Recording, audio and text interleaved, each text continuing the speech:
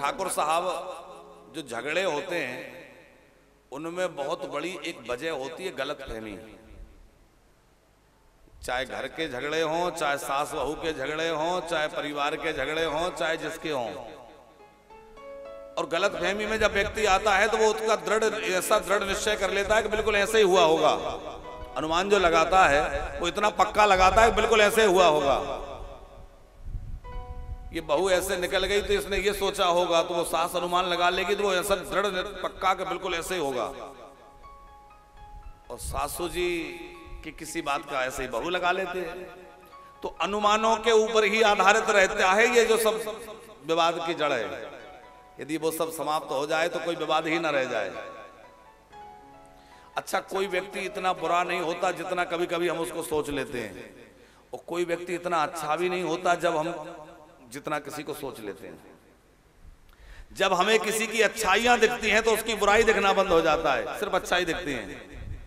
और जब हमें उसकी बुराई दिखना प्रारंभ होता है तो उसकी अच्छाई दिखना बंद हो जाती है। पर ऐसा नहीं है कि उसमें अच्छाई नहीं थी, पहले भी अच्छाइयां थी या बुराइयां थी, लेकिन हमारी दृष्टि जैसी हो जाए। आज घर घर में कलह मची है, चाहे पति पत्नी हो, चाहे सास बहू हो, चाहे परिवार हो। उसमें बहुत बड़ा कारण है एक तो संवादहीनता। अनुमान से सब काम चल रहा है, संवाद करने के लिए समय नहीं है। आज पति पत्नी में भी बहुत कम चर्चा होती है, क्योंकि सब अपने अपने काम में व्यस्त हैं, और थोड़ा बहुत समय मिलता है तो वो कलयुग का यंत्र उसको खा जाता है।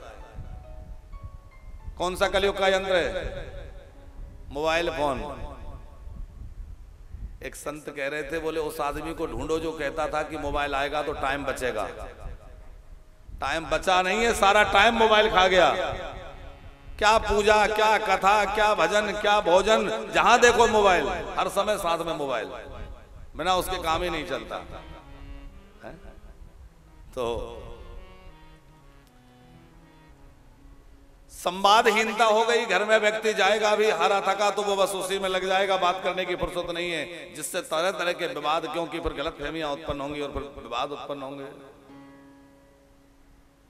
जिस घर में कलह मची रहती है, झगड़ा होता रहता है, वहां लक्ष्मी विराजमान नहीं रहती। लक्ष्मी उस घर को छोड़ के चली जाती है।